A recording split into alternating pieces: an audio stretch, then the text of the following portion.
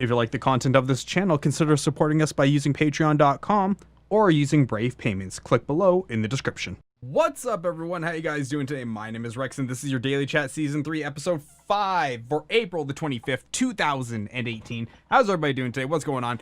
Man, the countdown, the sub 24-hour countdown has now begun for Avengers Infinity War. Already out in Australia, New Zealand, I believe also in Europe, but those aren't countries that matter. We're waiting for the countries that matter, which means North America, specifically America, but Canada to a lesser degree. But it's almost out, guys. By this time tomorrow, I will be spoiling the crap out of the movie. If I feel like being a garbage person, haven't fully decided that just yet. It's still up in the air. We don't know. But I might. I don't know. I don't know if I could contain myself, if I really could. I'm so hyped for the movie. As you guys saw from yesterday's show, can't wait. It's something that, it's one of those things I didn't know I needed until it was presented to me.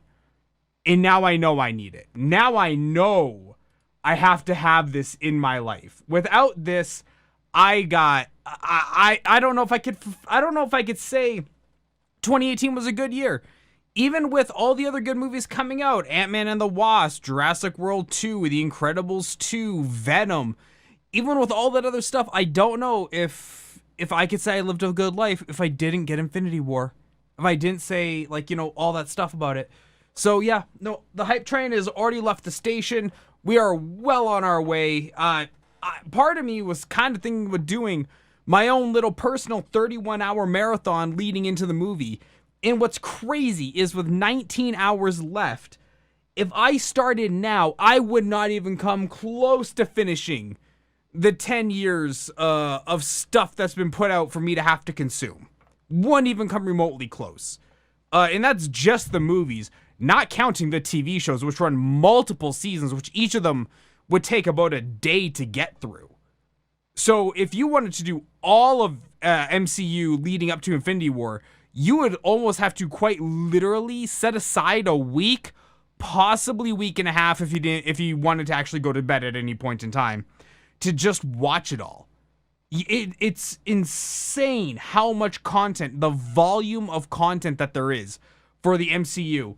And for those heroes sticking it out at AMC theaters, doing the 31-hour marathon, I envy you and I commend you, and at some points I pity you, because I gotta imagine the smell in those theaters is getting just to be, it's just painful.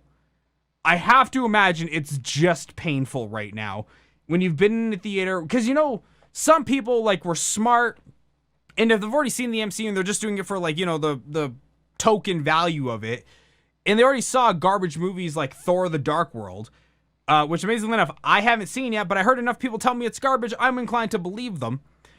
You gotta think, those people who are, like, dedicated to seeing all of it no matter what, and don't leave to go home and take a shower during those times, you gotta imagine that they're pretty dedicated fans, and it's probably getting pretty ripe inside that movie hall right now. I just can't imagine what the smell must be like. In some ways, I'm happy I'm not there. In other ways, I don't know. It feels like it adds to the whole experience. But guys, what about you, man? How have you guys been? It's only my second day back. I'm still trying to find my groove. Honestly, I always surprise myself, because I say it every time I take a break and every time I come back, that I always surprise myself about how easily I get accustomed to talking in this role again. But I don't know, man. I feel like I kind of do a good job, at least just defaulting back. It's nice not to have to play a game. It's nice to actually do something different. Now, with all the new Twitch guidelines that came out in March, I believe it was, unfortunately, we are no longer allowed to do how much better am I than everyone else. We're no longer allowed to go around making fun of other streamers. Apparently, Twitch doesn't like that. Apparently, people's feelings matter. So we're gonna have to find a new thing to do, and we'll do community vote or something. We'll figure it out. But the news has been coming hard and fast today, and today's show is going to be a little bit shorter just because I have to get some more videos recorded and put out for YouTube. So I kind of don't have a lot of time today, but we have been talking internally, me and some friends, and we are tinkering around with the idea of doing a group Warframe stream. So yeah, that might actually be a thing. I'm not sure if we're going to do it or not, but we're kicking around the idea. We're batting it around. Let's talk about the first story today. And of course, the reason why I'm going with this over any of my others is because it involves money. And if we know I love anything, it's cash. So Twitter is profitable again for the second consecutive quarter. Twitter has posted a profit. Now, if for those of you that don't know why this is important of any kind, it is because Twitter has not been profitable since its invention, since its inception, since anything about it. Last quarter was the first time they turned a profit, and the company reported a profit this time of $61 million. For the first 3 months of 2018, they made $61 million. Sounds like a lot of money. But in actuality, it's really not. It's crazy when you get companies that size where $61 million is actually not a lot of cash, even though that is the profit, meaning it covers meaning all their operating revenue has been covered, all the staff is covered, everything is done. That's the cream. You want to aim for triple digit millions when you are the size of Twitter. 61 million is actually not that much money. But yeah, so for nearly as much money as it's lost in the same period a year, Twitter reported the first profitable quarter as a public company in February. Twitter shares jumped as much as 12% pre-market trading Wednesday following the earnings results, before settling somewhat now at 5%. Twitter posted sales of $665 million for the first 3 months of 2018, and a 21% increase over the same period earlier. So their profit margin is basically 10%.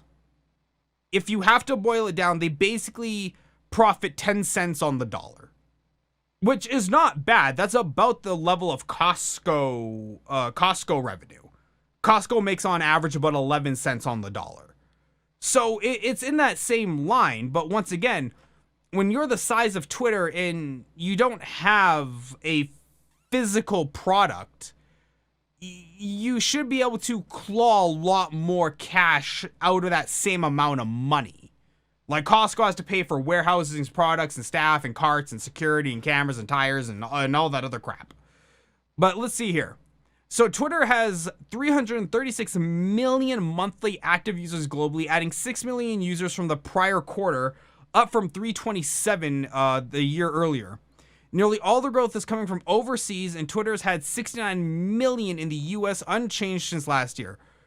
336 million users. That's a pretty good amount. So that's basically what, $2 a user that they just made money on for revenue? $2 basically. Not terrible. Definitely not the worst thing in the world. I'm glad to see Twitter is doing better. I'm glad to see Twitter is now becoming profitable, because now we can expect to see more development out of Twitter, more growth out of Twitter, more functionality out of the website.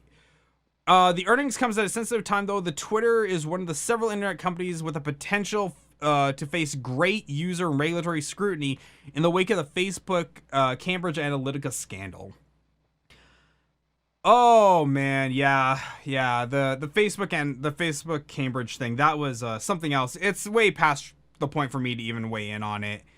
But yeah, that was a thing. And Twitter should be walking on eggshells right now. Twitter, Instagram, Snapchat, all of them should be just watching what's going on and really trying to curb as much of this as possible. I know Twitter today launched new terms of service. I believe Instagram yesterday or today launched new terms of service. So you can see that the wheels there are shifting, that the ground is moving as that whole lawsuit and the whole Cambridge Analytica thing is basically dying out. But you can see the aftershocks coming through. So Twitter is profitable for second quarter in a row. That's great.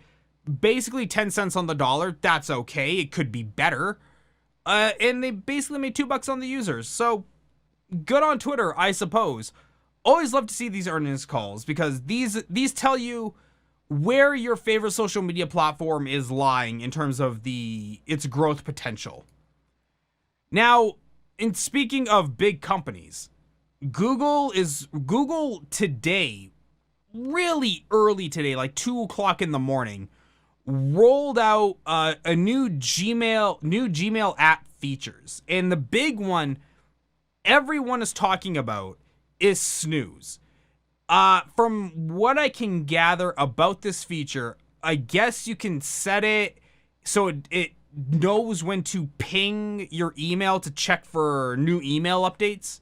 Not updates as in the app program, but emails, updates as in like you got emails from X, Y, or Z person. But that is from what I could gather from the articles I was reading. This is just the one that had the nicest graphics on it. I don't really know the greatest reason for this. I don't really understand why people need this. You know what? People like it. Hey, you know what? You go for it. You do you. Who am I to argue? Apparently enough people wanted this feature where they implemented it, so good on them.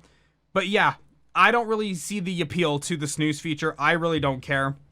What I would really like is for Asus to put a goddamn update for Android Oreo on the Zen 2. That way I don't have to go buy a new phone. That would be what I want. Okay, if you're going to implement anything, implement that.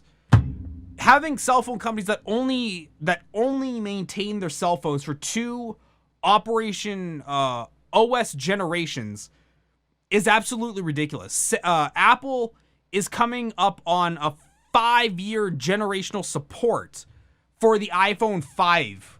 It's... what the hell is this? Yes. Yeah, for the iPhone 5, they're about to get OS X 12 support. So, Apple's coming up on a 5-year support generation, whereas Asus, the Zen 2 I bought in 2016, they dropped support for this almost immediately after release. It was so sad. It really makes me question anything Asus ever puts out again in terms of a cell phone. Like, my next phone is either going to be a Sony Xperia, which I'm still pretty sketchy about, or an HTC / OnePlus. It's going to be one of those 2 phones, but I will never buy another Asus phone ever again. I can't do it. The phone, it worked great when it started. They put out Android 6.0, which was Marshmallow, I think. And they basically hooped it. There's some bug in the code that just sucks power out of this thing sitting on a desk. I haven't used my phone all day. I'm down to 47%. Haven't used it all day. We're down to 47% battery life. That's just not right. On standby mode, that should never be happening. Just ever. But what do you guys think, though? Are you guys down for these phones? Are you guys down for this new feature from Gmail? Always curious to know, because once again, somebody wanted this feature. Somebody wanted this snooze feature. I don't know who it is. I never even heard anyone bitching about it. Like I said, it doesn't make any sense to me why you would need this feature. If you really want to avoid your mail, just turn off your phone? Seems like a logical thing to do. What's up, Spacey Ty? How you doing, man? So speaking of companies and bricking supports, segue. I will open them. I got this story from Philip DeFranco's show earlier today. Okay. Hackers built a master key for millions of hotel rooms. Paolo, how you doing, man? So, security researchers have built a master key that exploits the design flaw in the popular and widely used hotel electronic lock system, allowing unfettered access to every room in the building. The electronic lock system, known as Vision by Vingcard, is made by Swedish lock manufacturer Asella Oboya, and is used in more than 42,000 properties across 166 countries. So to use this, to get access to this hack, you have to use a custom code, custom hardware, as you can see in the picture here. But you can actually get data off the magnetic strip or off the chip in the cards. And you are able to just get access to floors, rooms, security areas, anywhere you want to go. Basically, this device lets you live through a die-hard scenario. You can be die-hard with this key card, okay? Security researchers have admitted it took them a decade to get this hack working. And it would take somebody who made this their full-time job a lot less time, but it took a decade. Okay, and to update this, they already notified the company. The company's already been working on patches, but each individual door in the hotel room needs to have the firmware upgraded one by one. There's no mass IP what was update over the air. There's no update over the air that you can do to just update these doors. They're going to have to hire so many people to go to all these hotels and update the firmware in each of these doors in each of these hotel properties. And you got to think that is going to cost a ton. But the fact that it took a decade at least gives you some solace in the fact that it's not easily doable. It's not easily replicatable. And I'm sure, I haven't really checked, but I'm sure the researchers weren't stupid enough to put the source code out for how to do this. Normally they don't, at least in my experience, they don't put the source code out for this type of crap, but you never know. Look, Phil said it best today. If you are not using the deadbolt that comes with your hotel room, like in the door, you can almost assume somebody has ejaculated from the staff, somebody ejaculated onto your toothbrush. Just go with that foregone conclusion. If you aren't using the deadbolt, somebody's cranking it in your shampoo bottle. Sorry, but it's true. What else do we have here? We'll do one more article today. Yes. Well, like I said at the top of the show, if there's one thing I love more than anything, it's talking about money. Money, always in terms of big corporations. And this is one of the bigger ones that broke last year or the year before. And it's been somewhat on my radar, but not really at the forefront.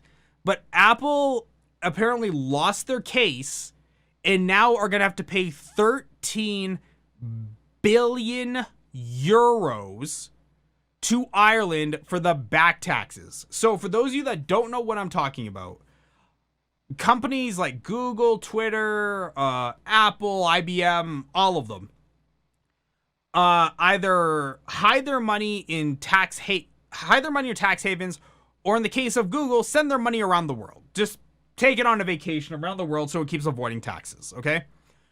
Apple went to Ireland. Ireland is known as a very corporate, tax-friendly area, where Apple paid, I think, 0% tax, corporate tax, and they did this for the longest time.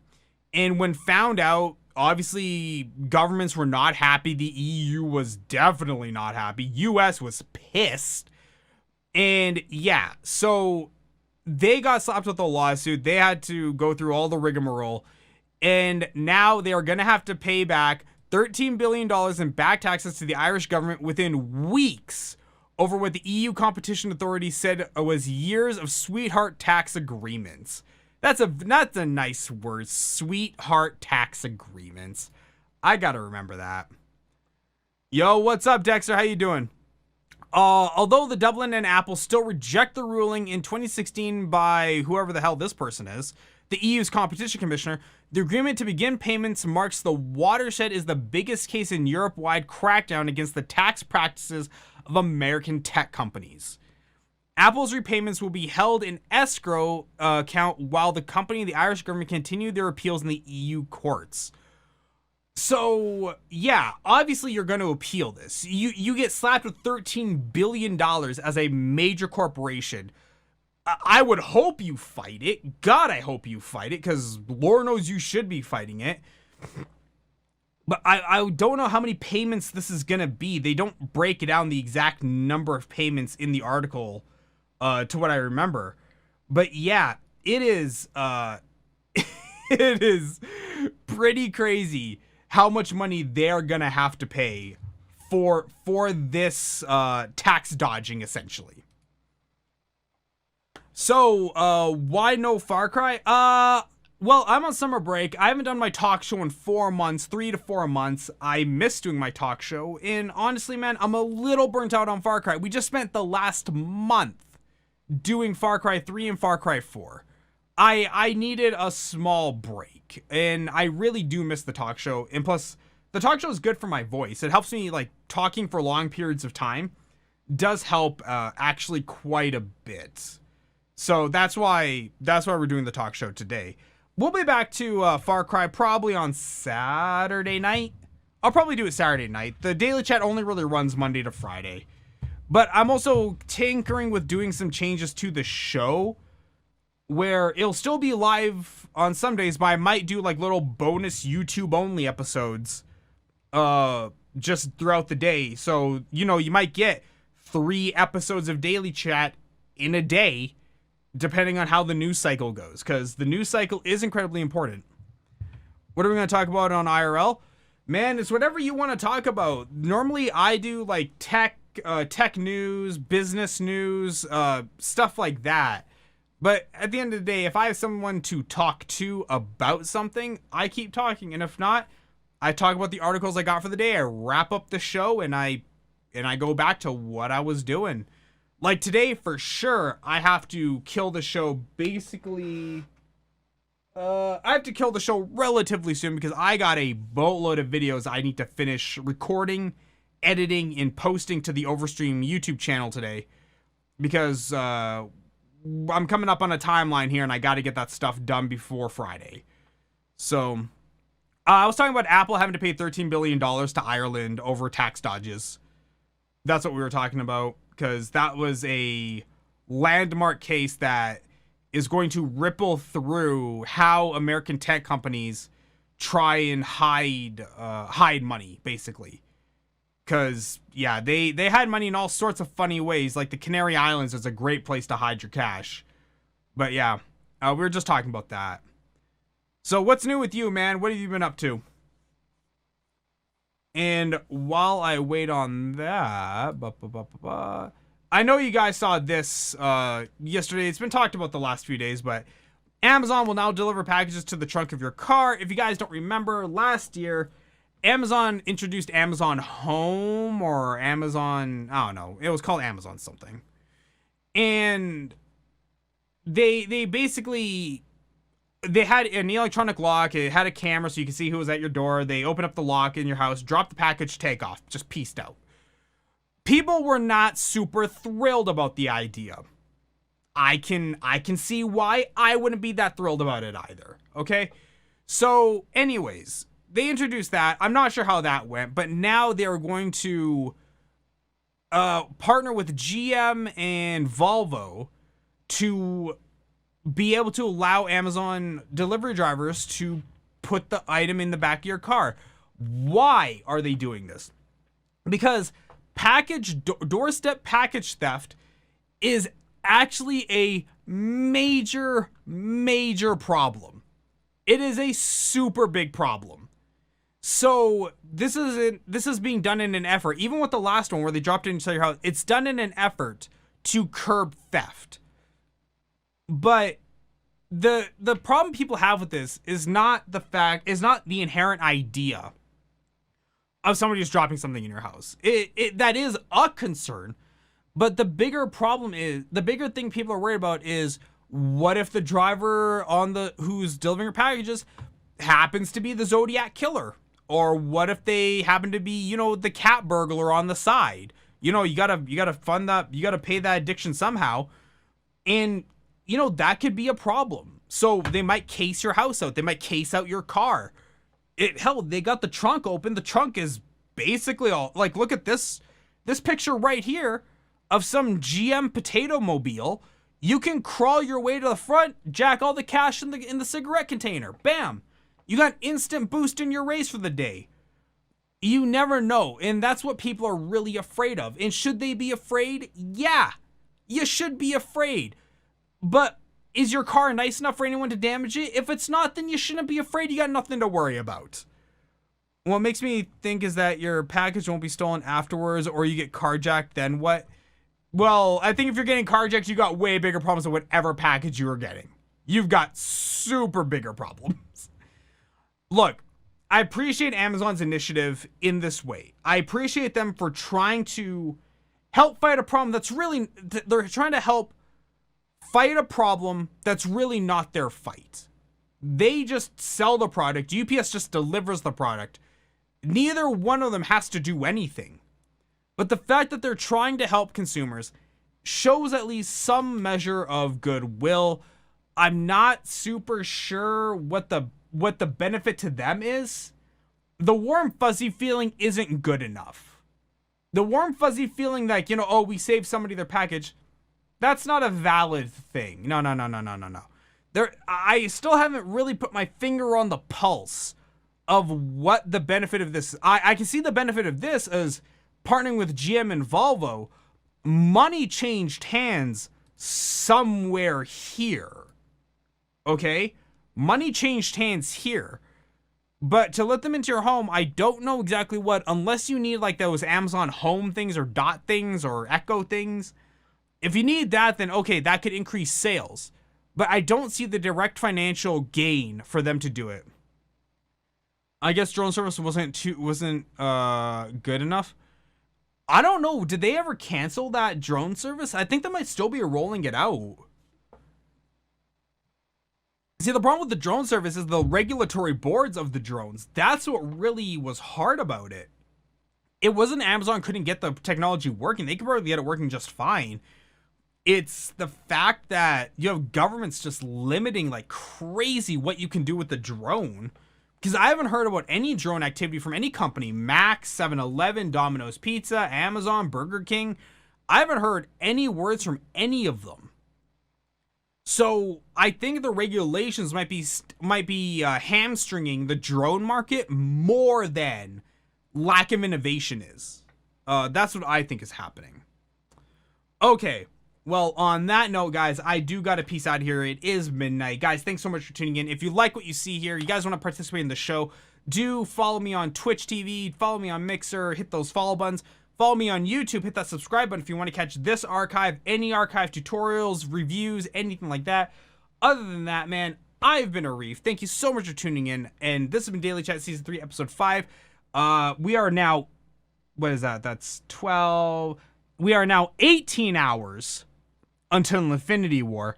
Guys, when I see you tomorrow, I might have a cigarette, I might have a scotch, and I might have no pants. But I'll let you know how Infinity War was. Guys, thanks so much for tuning in, and I will see all of you tomorrow. Bye.